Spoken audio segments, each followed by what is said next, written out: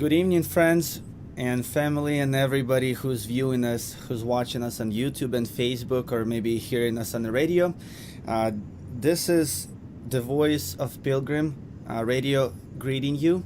My name is Yuri Anischenko, and I'm your host for today, or for tonight. And we have a guest, a very special guest from South Africa, and her name is Esther. Uh, uh, Esther. And- yes, and there she is. You can see her on the right. Let me give you a bigger view. So, we met in our trip to South Africa 2 months ago. Well, 2.5 months ago, we arrived at South Africa at the Bantu mission. Bantu mission is means Bantu means a place where people are being helped, and it's truly that place. So we met a lot of good people there, really good people. And Esther and her husband Kolini, which is not who's not on the Skype call with us. Uh, we met and we had dinner and we talked. And she has a wonderful story, her life story, her testimony, as well as the purpose of this recording, of this interview, is so that Esther would share a story about her daughter Melinda, who, uh, well, she'll tell you the story, but it's a very, very um, wonderful story and very unusual, and I'd say supernatural. It's a miracle. So, with that being said, I think it's going to be a very informative and beneficial evening for you guys. So, stick around with us. Esther, how are you? How are you tonight? Or, well, yeah, it is night for you. It's night, yes. It's uh, 10 to 9. Getting late. Yes, no. Well, Esther, so if you want to quickly share why how you ended up in South Africa. What is a white person doing in South Africa? Because honestly, when we got to South Africa, I was like, oh my, is it Africa or is it America? Because there's more white people. So if you want to share why you're in South Africa and how you got into the mission, just briefly, and then we'll go into the story of Melinda. My father was born in Kenya. Kenya is up in Africa, not in South Africa. And they lived on a farm. He spoke Swahili. Mm-hmm. And during, my father is 81, so it's a long time ago. And had the Mau Mau uproar in Kenya, and he fled with a brother to South Africa. And he was only 14 years old at the time when he arrived in South Africa, not knowing anybody here. It was really a difficult time. It was just after World War II. Mm-hmm. And my mother was born in Uppington, which is in the Cape, and they met at Pretoria University. And we grew up in Pretoria, the capital city of South Africa. I'm one of 4 children. I'm one of twins, and we've got an older brother and a younger brother. In 1975, my parents came to the mission for the first time, and they were very searching at the time. They weren't Christians, or they just actually started going to church, but they weren't true Christians. And they met someone from the mission in Pretoria who took a service there. It was Dr. Kurt Koch. Oh, I It's a know him. Yes, German man, and they listened to a service where he spoke, and then he invited them to come to the mission. So they came, and they met the Lord here. The mission is in a Well, you've been here. It's in a very rural area, actually.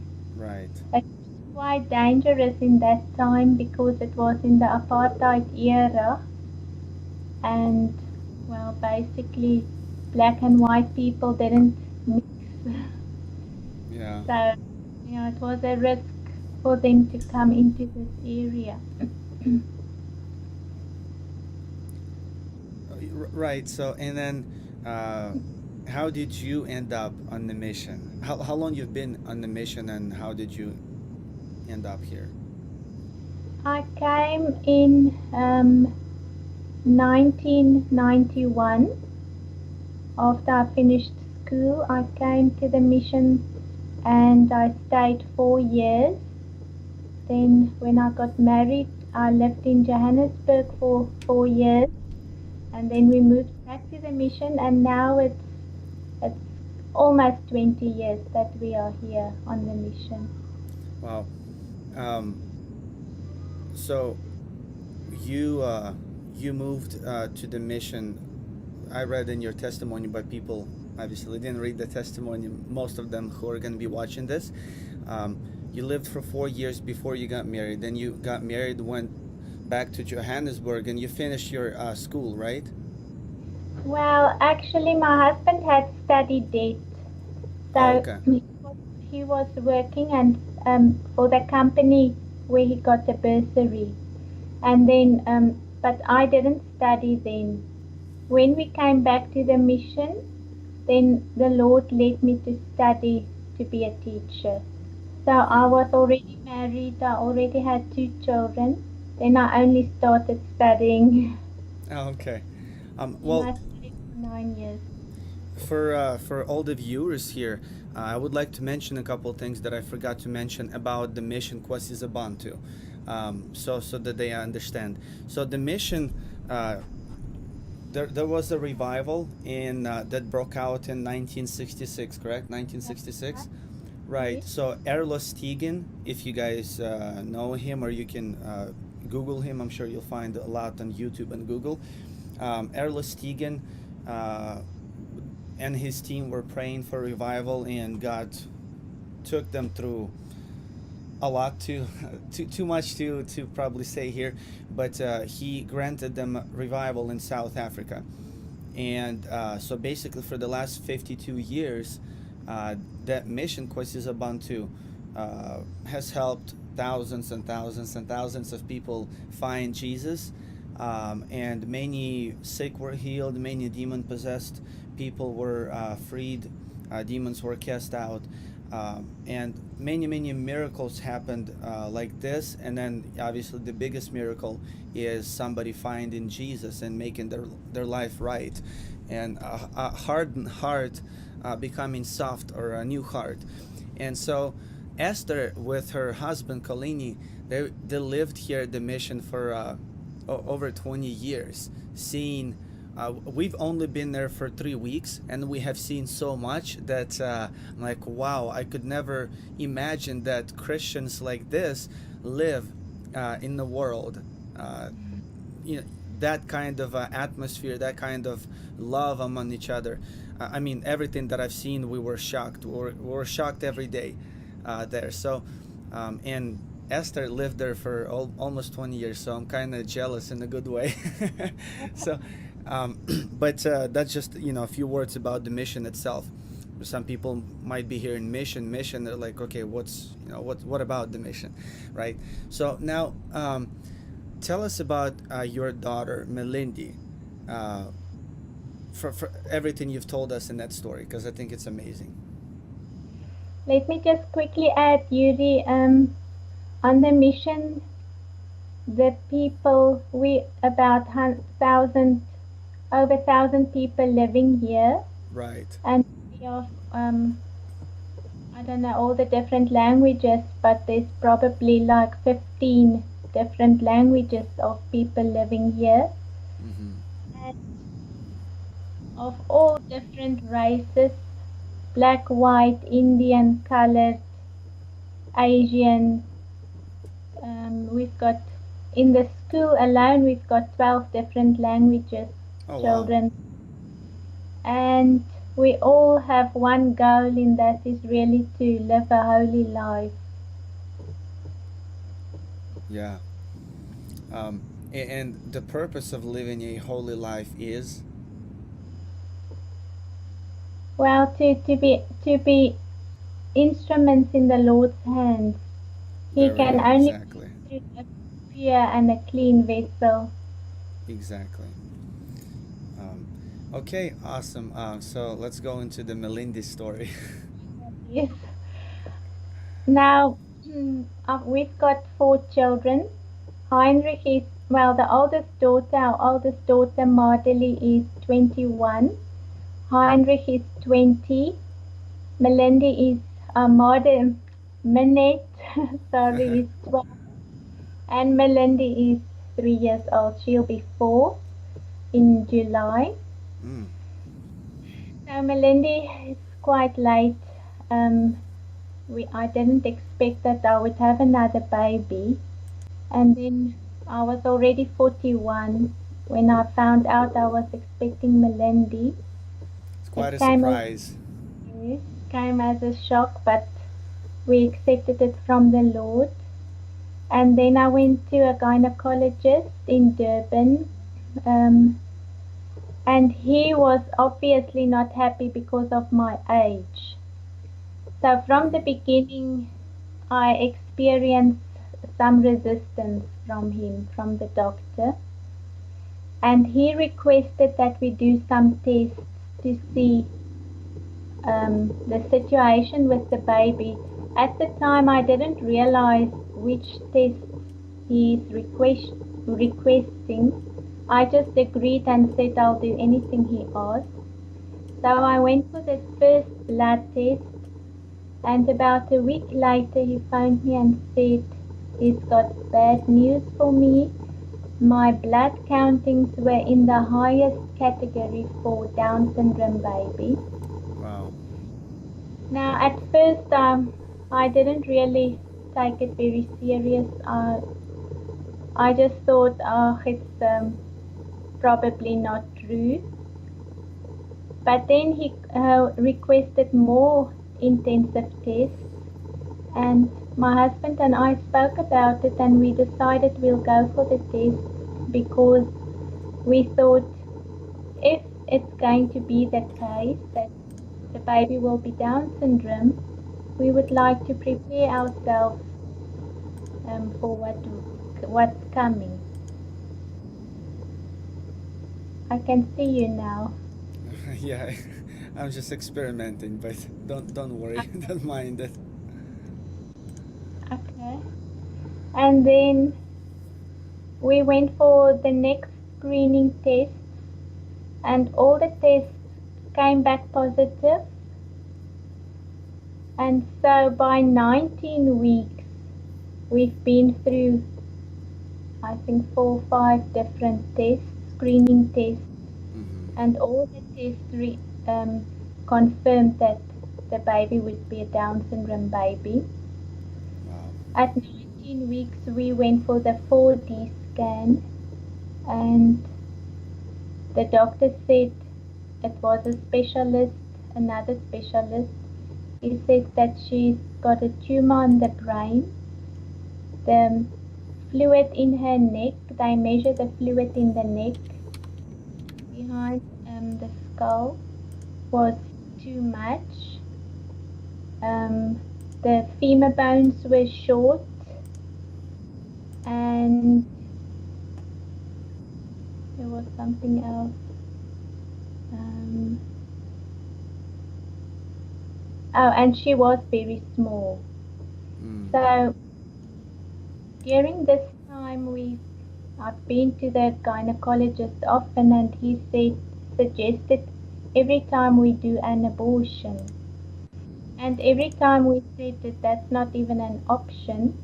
We will go ahead with this birth of this baby. Doesn't matter what the situation is. But after every test and the outcome of every test, he suggested again, why don't you consider an abortion? Wow. By the fourth time, it was so, it was just too much for me. And I just got up and greeted him and thanked him and walked out of his rooms. And then after that, I asked my husband to find another doctor because I wasn't prepared to go through with this doctor. He was not very supportive. So we found a new gynecologist, and it was a lady. She was really very supportive, but she also requested we do some screening tests as well, which we did. All the tests confirmed that she would be Down syndrome. By then we knew that it would be a girl. But then I spoke to Reverend Stephen, who is the leader of the mission, and he said to me, just come for prayer whenever you have time. Come for prayer.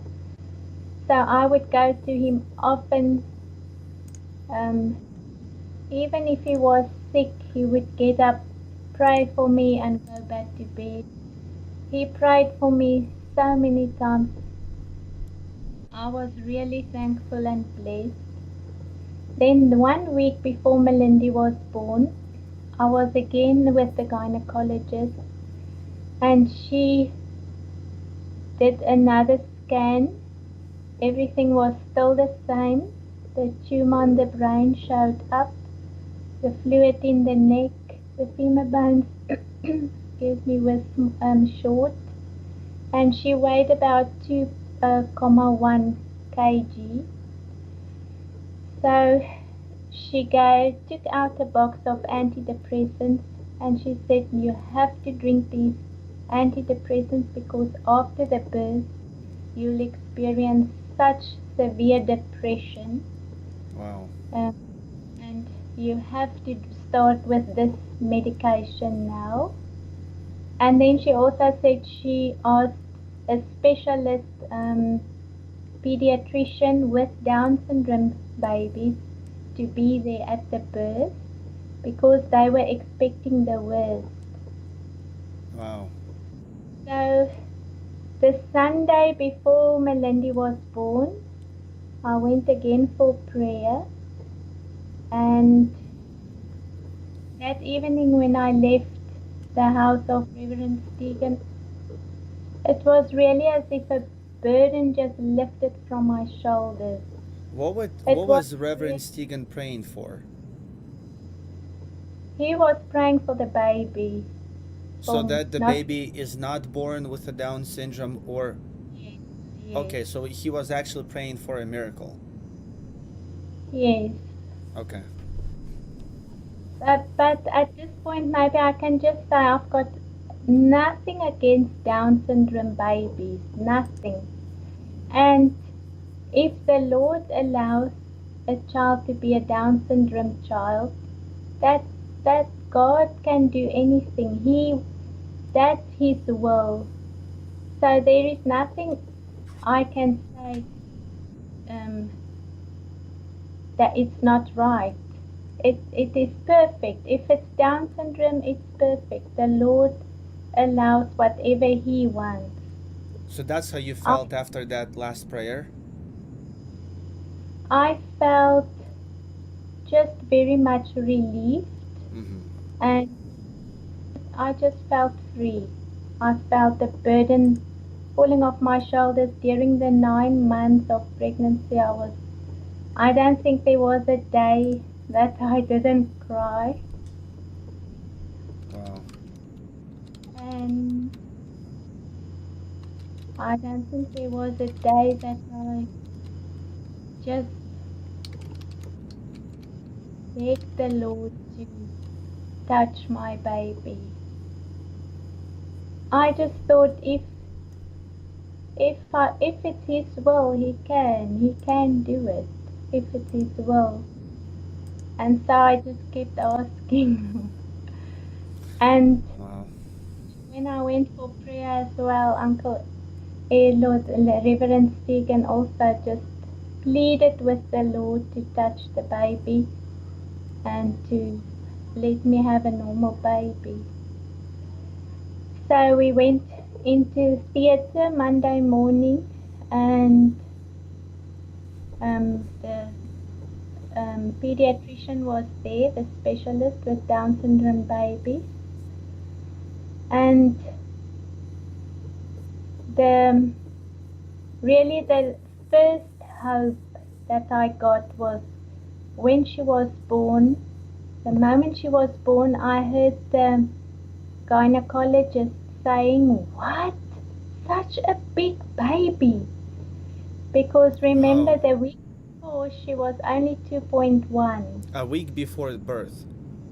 Yes, but she was born 3.2 kgs. Wow, how is it possible to gain It's two, actually two, impossible. 1.1 kilograms or Yes, 2.5 pounds in a week? it's humanly impossible.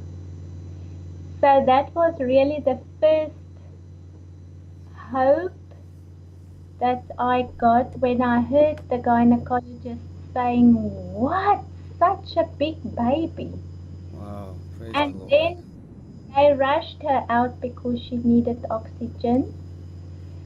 And so they didn't tell me anything. Obviously, the pediatrician was still with her. And I got back into the ward, and my brother was there, my husband was there, my brother was there, his wife was there. And we just all waited to hear what's happening. And then eventually I asked the nurse, could she please call the gynecologist? So the gynecologist came, sy kan maar inkom. Here Melinda's coming in. Kom gou in. Hey, Melindy. That is, that child is special. I want to share like real quick. When I first saw her, I'm like, wow, what a special girl. And that was, a little over 2 months ago. And she's so fearless. And she came to sit on my lap, and she didn't have a problem with a stranger at all. And she was seeing me for the first time, and she started telling me something, showing me something, and just looking at her, I'm like, wow, that's a special child. There's something different about her. And then later that evening, you told us the story. I'm like, oh well, now that it just makes sense. Yes, so the pediatrician came in, and he came to my bed, and he said, "Mrs. Marloth, I searched your baby from head to toe. I cannot find one thing wrong with your baby." Wow. And then I said, "What?" And he said, "I have heard wonderful things about the mission. And I just want to tell you how much I respect the people of the mission." And just as he finished talking, the gynecologist walked in, and she also came to the bed, and she said, "I'm speechless. I'm Wow. speechless. I'm speechless." She couldn't say anything. She just kept saying, "I'm speechless." So, how many days before you gave birth did they last check to confirm the Down syndrome? The 1 week, one One week week before. before birth. Wow. So God just Now, did a miracle in that 1 week before birth. yes, I believe so. Wow. I believe actually, I think it was on that Sunday before the birth. Uh I huh. think that's really the day when the Lord touched her. That was really the day when I experienced relief from the burden of going to have a Down syndrome baby. Wow. That's so. Tell us more. You told us more that last time. Told us some wonderful things about what Melinda experienced and the way Now she was growing up. she she's 3, and she can, when she turned 3, she could speak properly. And one day she sat with my mom on her bed, and she said, "Granny, you know what? The day I walked with Jesus, he was holding my hand, and my whole body was aching. my head, my neck, my back, my legs, and my toes. And then Lord Jesus healed me. Wow. She said we came to a gate, and on the other side of the gate, my mommy and daddy were standing. My mom was crying, but my dad wasn't crying. It was like Wow. that. And then she said, Lord Jesus said, I can go through the gate to my mommy and daddy. And then I was born, she said. Wow.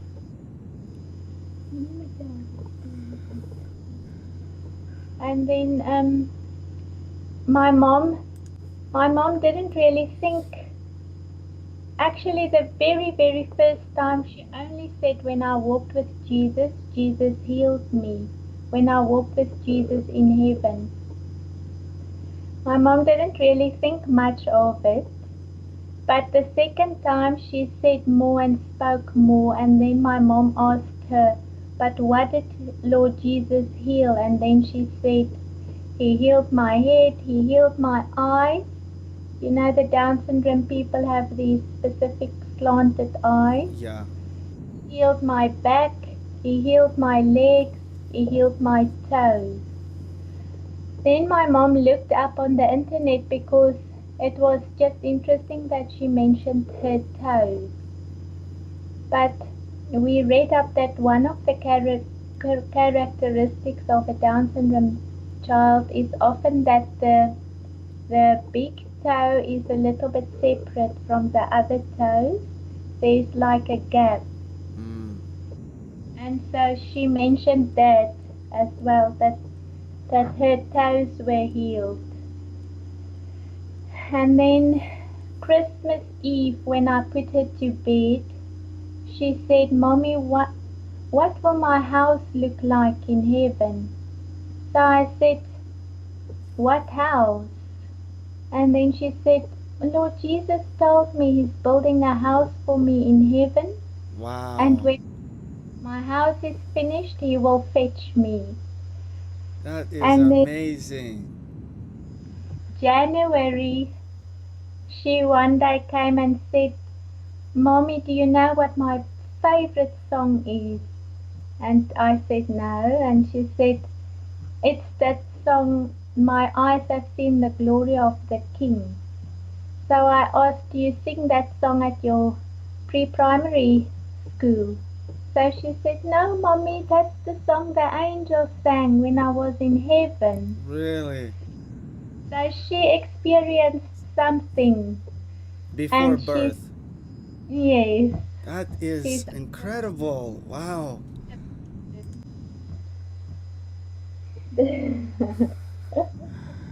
All the memories, huh? yes. And she, it's like you said, she's very much a people's person. Sometimes I walk with her in town, even when she was still a baby in a pram, and people would stop me and say, there's something about this child. What is it about this child that's drawing us? Even Muslim people in town stopped me and asked me, what is there about your baby that is drawing us to her? I can totally understand that. Because Yeah. she does draw people to her. I saw her, I'm like, wow, what a special baby. And I just wanted to give her a hug and set her in my lap. And she's like that. She's so open with people. She's so loving towards anybody, strangers, doesn't matter. Well, one can only say, look at her and wonder what will become of this child. Yes. Yes. Like they did Just about John and Jesus. yes. We just pray that she will really be a vessel in God's hands. Yeah, well, I think she already is in a way with that incredible story, miraculous healing and her walking with Jesus and being in heaven before birth. I've never ever, I've heard many stories in Bantu, many miraculous things that happen. I mean, we have some miraculous things happening here in Spokane, not as much as in Bantu. I'm hoping we'll get there, but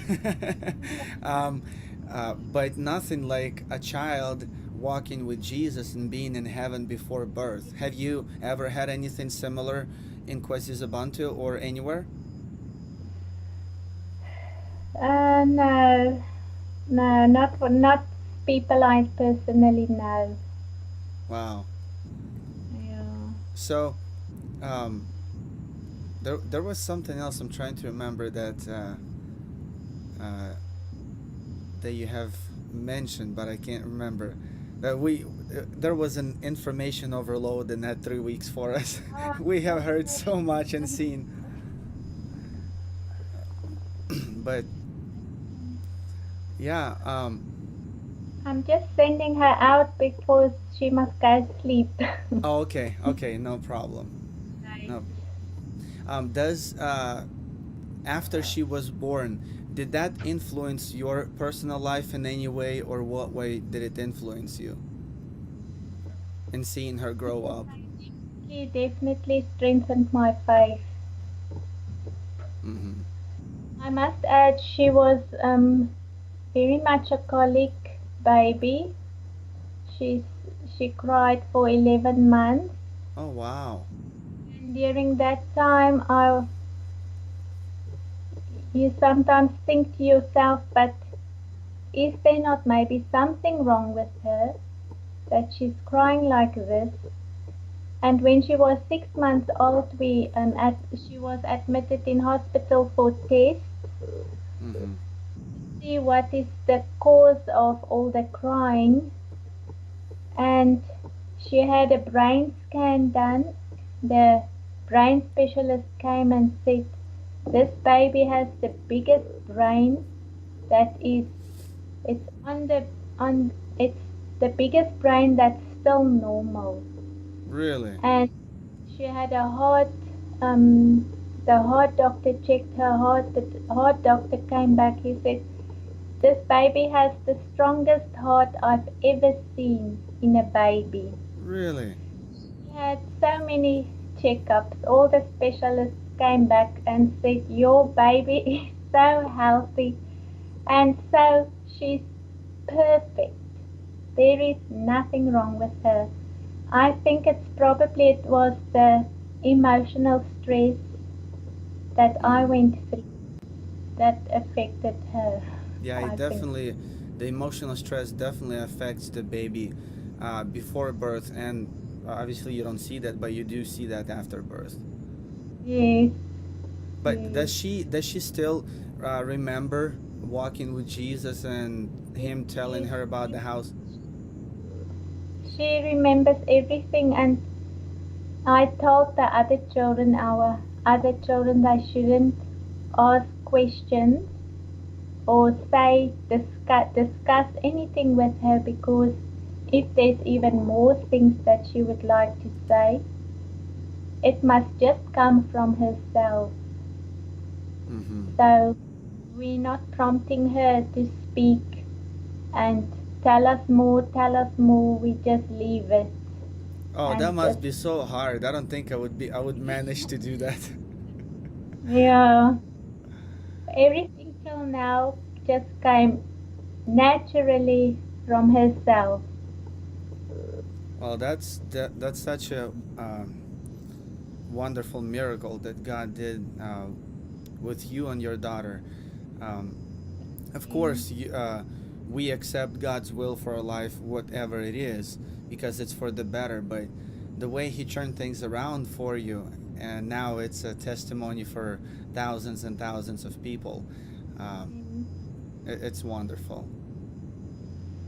Yes, and I went back to the first doctor and I showed him photos. Melinda wasn't there. And I told him, "This is the baby that you wanted to abort." And yeah, I'm sure it gave him something to think about. I I am sure he didn't cry, did he? No, he just pulled up his shoulders. Wow. Wow. Yeah. Well, Esther, thank you very much for this wonderful story. Maybe later on we can record, if you would not mind, another interview with your personal testimony. Maybe Okay. that would be a good idea, if the Lord wills. But Okay. for now, thank you very much for your time. And do you wish to say anything to the viewers? Uh, I don't even know who's viewing us, but there's going to be lots of people. Yes, I think just seek the Lord with your whole heart, and He will add all the rest. Just make it your first goal in life is to seek the Lord, to be in right standing with Him, so that there is nothing between you and God, so Mm-hmm. that He can use you, and so that you can have the assurance that you will be with Him one day. Amen. Amen. All right. Well, thank you everybody who's with us. If you're going to be watching this video later, I I'm hoping, and I'm pretty sure actually, that this is going to be uh, very impactful on your life. If you're somebody who never heard of any miracles, well, there's a miracle right there. And our God is a powerful, mighty God who does whatever He wills, and He does wonderful things. I've certainly experienced His power in my life multiple times, and just recently I have seen His powerful hand work in me and people around me. So do seek Him with all your heart. It People think that by surrendering to God, they're gonna miss out on life, miss out on all the wonderful things that they're hoping to experience in life. But that's not true, because we were created by God, and He knows what's best for us, what's gonna make us happiest, what's gonna be the best possible life that we can live. And He cannot give us that life until we give our life, our desires, our will to Him completely, 100%. Then He can give us the true life that He designed us for, that He created us for. And I'm experiencing that life right now. It is wonderful. Before I always thought, oh my gosh, I know I need to surrender, deny yourself, and take up your cross and follow me. And I thought of it as, oh gosh, this must be horrible and boring, but I gotta do that. But that's not true. I've never been happier. I've never been more satisfied with life than I am now, when I did give everything up to God, because He is filling me with His life. And this is just my really short testimony. And I've seen hundreds of people at the mission living like that, not for themselves, and yet the happiest people I have ever seen on the planet. I'm not kidding. The happiest people I've seen on the planet. The first week when we got there, and I've been meeting all these people, and I thought they were faking it. I'm like, that you can't.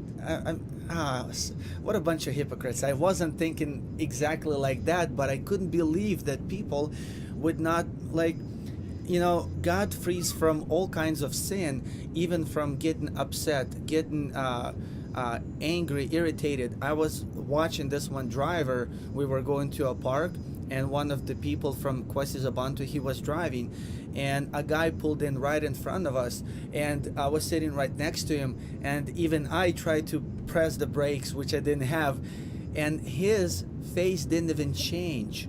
I'm like, and I had an issue with not anger, but getting upset quickly. I would get upset. I would raise my voice at some situations, and I was like, you. I would probably start complaining. Hey, what are you doing? You almost killed us, and I would react in some way. And his face didn't even change. He continued to be as calm as he was. I'm like, you got to be kidding me. You can't fake that. That's not possible. And then I started being more open to what I've been seeing, and God transformed my heart through making my life right with Him, through confessing all my sins from the past and everything. And I live a life that I only dreamed of, and I actually never thought was possible. So I'm very happy that I went to Kwesiza Bantu, and I'm happy that I met you, Esther. It was a blessing, and I think it will continue to be a blessing for me. Thank you. The same to me. All right, wonderful. Well, God bless you, and we will talk more later. Thank you very much. God bless you too. All right, bye bye. Bye bye.